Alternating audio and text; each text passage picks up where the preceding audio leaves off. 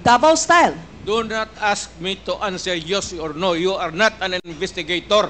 Mr. Chair, tayo po ay nasa investigasyon kasalukuyan, Yes, Mr. but you Chair. are not an investigator. Why are you asking me to answer Mr. yes Chair, or tinatanong no? ko lang naman. Opo, Mr. Do President. not control my answer, kung Your Honor. This is not an inquisition. This is a democratic process of investigation. Okay, thank you. I would not want to. That would not be a proper question. For a Mr. Chair, resource sabi person. niyo yung accomplishment report sa inyo yan. Accomplishment, yes. Accomplishment is another thing. But you see, to ask for the number of arrests or killings, that would be a stupid question. Yes or no? So mga kabananto, sa ginawang hearing ngayong araw na ito, no, na medyo nakatikim, no? Nakatikim ng sabon. Masasabi natin dito mga kabananto, na sabon talaga itong si Brusas. At nalitsuran siya ni President Duterte. Nagmumukhang kawawa itong si Brusas dito mga kabananto sa ginawang hearing. Mantakin mo, no, na sinabihan siya ni may mention pa si President Duterte, stupid question, do not wag mo akong pasagutin ng yes or no, kasi parang sinabihan sa kasi ni Brusas na ang sasagot mo dapat yes or no. Hindi pumayag si si President Duterte. Sabi ni President Duterte, hindi ito husgado, no? So grabe mga kaban, naging kawawa itong si Brusas. Dapat siguro baguhin na ng si Kongreso kanilang rules. Resource person dapat makakuha sila ng information no? Kasi ito mga legislation ito dapat sa bawat salita ng isang resource person makakuha sila ng ideya kung paano nila patipayin yung ating batas. Kasi kung yes or no, ano mo masasagot mo, ano mo makuha ng impormasyon niyang yes or no? Ano yan? Sabi nga ni President Duterte, hindi ito husgado na tatanungin mo lang ako yes or no. So ito, mga kabanat, ito ang kabuuhang poll video natin. Nilabag po itong mga ito. Yun. Now, Mr. Chair, I would like to direct my questions, Mr. Chair, to Rodrigo Duterte. Mr. Chair, noong October 28, sinabi ni dating Pangulong Duterte, under oath, sa harap ng Senado, and I quote, I and I alone take full legal responsibility sa lahat na nagawa ng mga pulis. Pursuant to my order, ako ang managot. At ako ang makulong, wag yung pulis na sumunod sa order ko. Ang tanong natin, Mr. Chair, the families of innocent extrajudicial killing victims are present. Yun po yung pinagsalita nyo kanina. So can the former president look them in the eyes and say once more that he takes full legal responsibility for the deaths of their loved ones, Mr. Chair?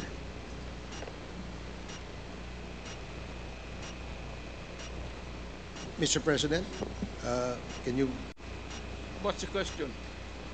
what is the question? Can you repeat the question? Mr. Chair, sinabi niya po na full responsibility. So, Mr. Chair, totoo ba yan? Correct. Very correct. Since I was a president, and there was this, until now, serious problem about drugs, I had to issue or make a policy statement about drugs. At all that happened, yung nangyari pursuant to my order to stop the drug problem in this country, akin yun. Akin yun. Ako ang nagbigay ng order kasi ginawa nila illegal or legal, akin yun. Thank you, Mr. Chair. I take full responsibility for it. Thank you, Mr. Chair. Yun po yung tanong ko. Yung families of innocent extrajudicial killings, kayo din. File the case in court. Mr. Walang Chair. problema. Nandiyan ang korte. Yes, Mr. Chair. Second question ko. Responsable kayo kasi polisiya nyo yon. Kumbaga, tatak Duterte. Dahil polisiya nyo rin yan, tama ba? Sa Davao. Nung nasa Davao pa kayo. Tama ba na tawagin po itong Davao model or Davao style? Mr. Chair? I cannot control the semantics. Mr. Chair, yes of or the no? Metaphor. Davao style. Do not ask me to answer yes or no. You are not an investigator. Mr. Chair, tayo po ay nasa investigasyon kasalukuyan, Yes, Mr. but you Chair. are not an investigator. Why are you asking me to answer Mr. yes Chair, or tinatanong no? ko lang naman. Chair, point of Session order. suspended.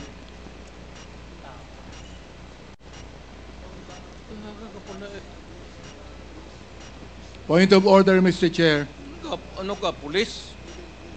Point of order, Mr. Chair. The session is suspended for the meantime, so please, let's take time to calm things down, okay? Para ho maayos ang ating hearing sa ngayon. Yun. So, yun mga kabanat, no? Napikim ka agad itong si Rosas kasi gusto niya yes or no. Ayaw nila kasi paliwanag. Hearing is resumed. Bilis, ah. Please proceed, Congresswoman Rosas. Yes, Mr. Chair. Napakasimple lang po ng tanong ko.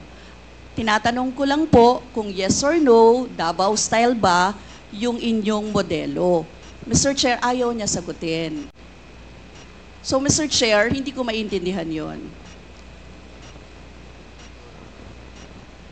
I'm What is sorry, your personality, Your Honor?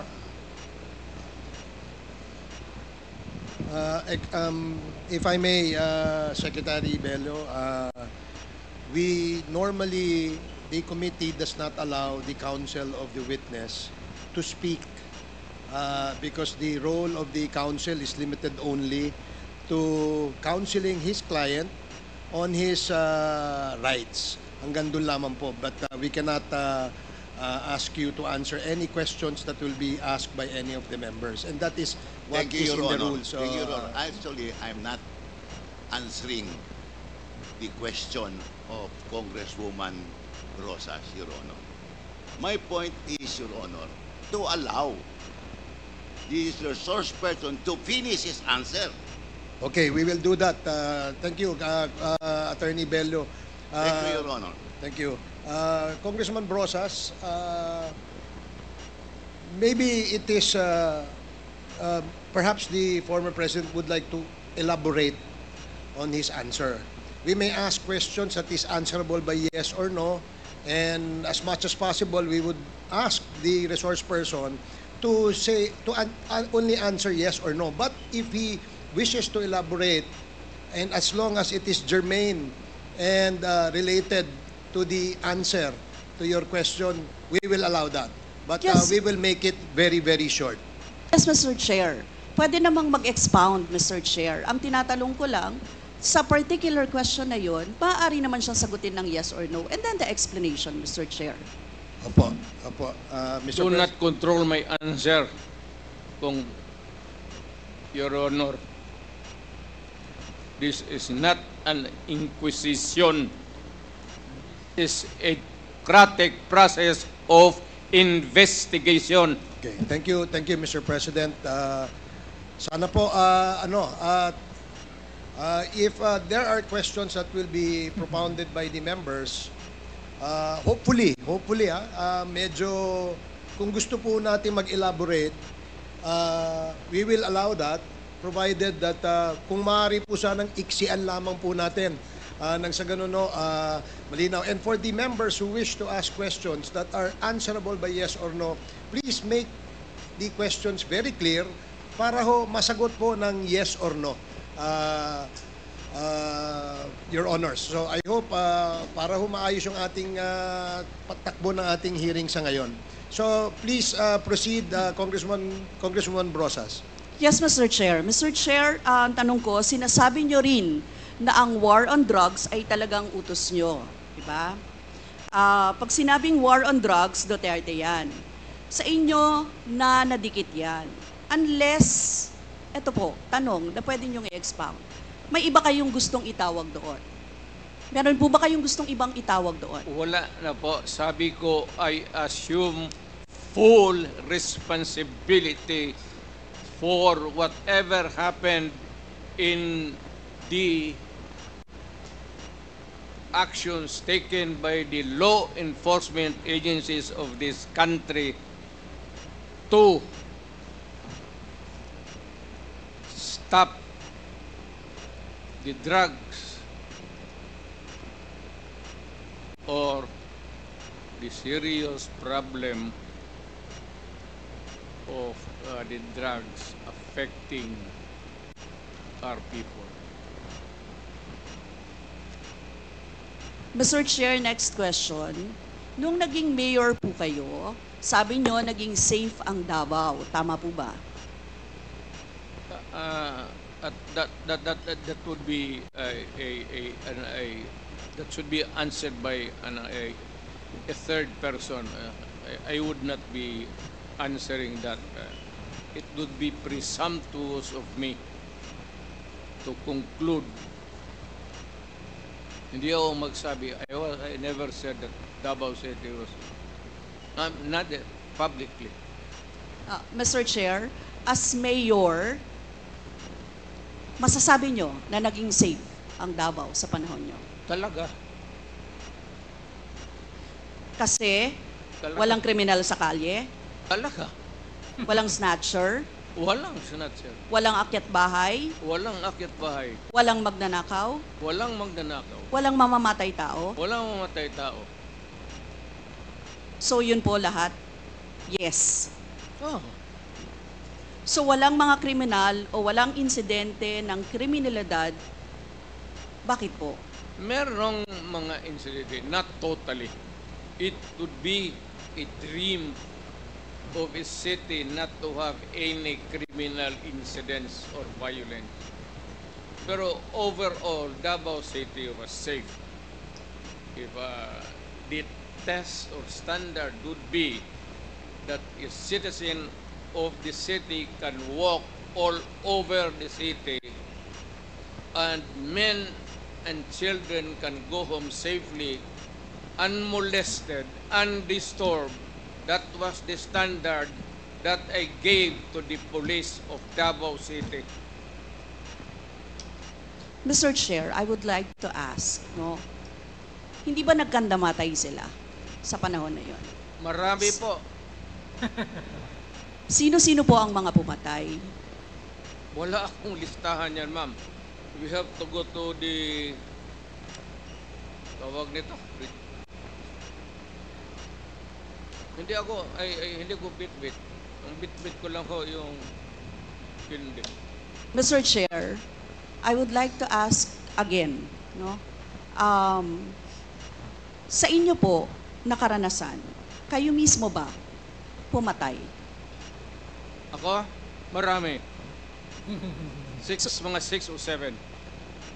So Aywan what- ko kung natuluyan yung hindi ko na follow up sa ospital kung natuluyan. Quote ko lang, ipaalala ko ulit, Mr. Chair, kasi mula din ito sa Senate hearings, ano? I-quote ko lang po kayo, in Davao, I used to do it personally, just to show to the guys that if I can do it, why can't you? Correct. Sinabi niyo po yan sa mga business leaders sa meeting sa Manila. At kung paano niyo ginode ang mga police officers to gun down suspects. Tama po ba?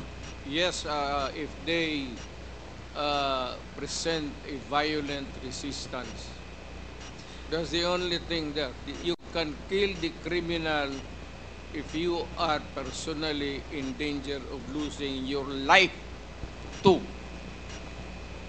Ito But ba, hindi mo pwedeng patayin yung kriminal nakahandcuff o nakatali. Hindi trabaho ng lalaki yan.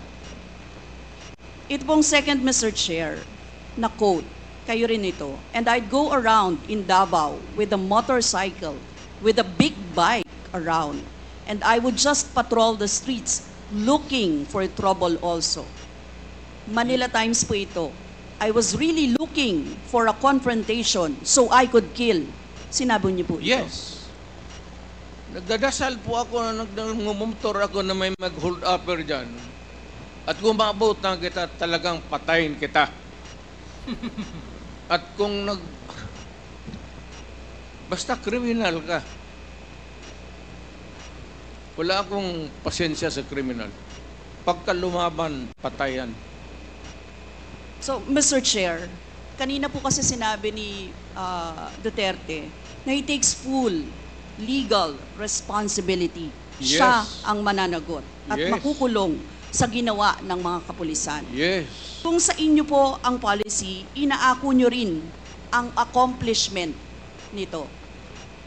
Yung lahat po, kasi kung naaalala ko sa war on drugs, yung mga accomplishment, may nahuli, nagbebenta, gumagamit, gumagawa ng droga. Lahat yan.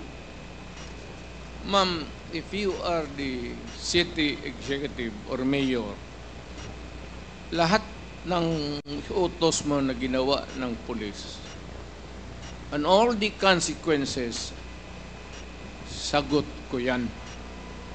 Pati ang ginawa ng pulis, sagot ko yan. Pati po yung accomplishment kung may nahuli, enforcement of law yun. Accomplishment din po yung na-confiscate na drugs. Tama ba?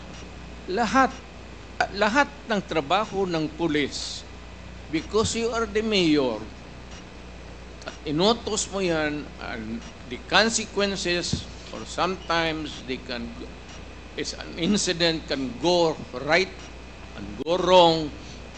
Protektahan ko yung pulis kasi ako ang mayor. Hindi magtrabaho yung pulis, matakot yan kung hindi mo backupan. So lahat ng trabaho ng pulis, nung ako'y mayor, for the longest time, akin yan. So, Mr. Chair, alam niyo po ba kung ilan ang arrested sa mga drug operations at how much ang drug na na-seize nung time na yan? Ma'am, I was not notified in advance that I have to make an accounting for the arrested persons in Davao City. That is, I would not want to. That would not be a proper question. For a Mr. Chair, resource sabi niyo person. yung accomplishment report sa inyo yan. Accomplishment, yes. Accomplishment is another thing. But you see, to ask for the number of arrests or killings, that would be a stupid question. Mr. Chair, sinabi po ninyo na aakuin nyo lahat. E di syempre may accounting din kayo, Mr. Chair. At kabisado nyo, kahit nga kabisado ninyo kung ilan ang hinuli, ilan ang pinatay, ilan. Dapat may accounting kayo, Mr. Chair. And I believe, Mr. Chair, noong 2017, correct me if I'm wrong, may President's Accomplishment Report kayo, Yes, Mr. ma'am. Chair. Tanungin kita, where were you the other day at 4 o'clock in the afternoon? Point of order, Mr. Chair. Yan nga sinabi ko. Yes, may I remind our resource person, Mr. President, maaari po ay wag po, iwasan po natin magtanong sa ating po mga membro. Please answer the questions lamang po at refrain from asking questions to the members of Congress. Yan po ang nakasaad sa ating rules. Please continue, Congresswoman Brosas. Thank you, Mr. Chair. I'm sure alam po yan, no, ng former President kasi siya ay naging miyembro din ng Kongreso, Mr. Chair. Yes. Yes, Mr. Chair, 2017 President Accomplishment Report meron, sinabi nyo rin naman. Ngayon, Mr. Chair, kung ganon, handang mag-cooperate ba ang dating Pangulo sa lahat ng investigations na gagawin, Mr. Chair? All investigations. What do you mean by lahat?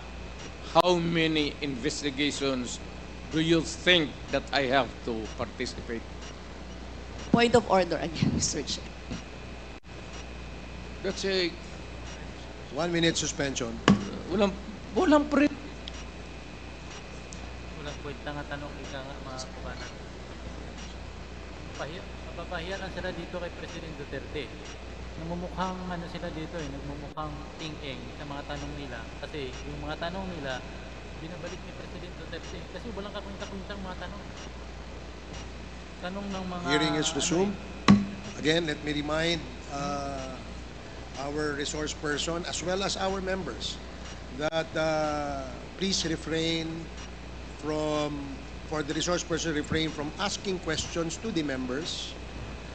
Please limit your reply to the questions being asked. At sa atin naman po mga members, please go straight to the point. Ask the resource person the question that you wish to be answered. Direkta, para ho hindi tayo magtagal. Mr. Chair, Yes, you have, Congresswoman Brosas, you have 4 more minutes. Mr. Chair, may I interrupt? I am asking the... Is this related, Mr. President? to Yes, the it is question? related. I am asking yung nagtatanong to lay the predicate first Okay, before, sige po. para hindi tayo mawala. Sige po. Congresswoman Brosas, I hope you can consider the opinion of the resource person by laying the predicate before you ask the question directly to the former president. Yes, Mr. Chair. Mr. Chair, siguro, tatanong ko na lang diretso, Mr. Chair. Yung former president ba ay willing na mag-cooperate sa investigation sa ICC? Kaugnay dito? ICC, ma'am. I'm asking the ICC to hurry up, and if possible, they can come here and start the investigation tomorrow. This issue has been left hanging for so many years. Matagal, ma'am, baka mamatay na ako, hindi na nila ako maimbestiga. So I'm asking the ICC through you na magpunta na sila dito bukas, umpisahan na nila ang investigation.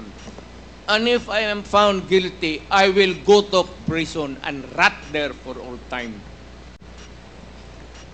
Mr. Chair, balikan ko lang yung isa ko pang tanong, Mr. Chair. Ito sa Senate hearing dito, Mr. Chair.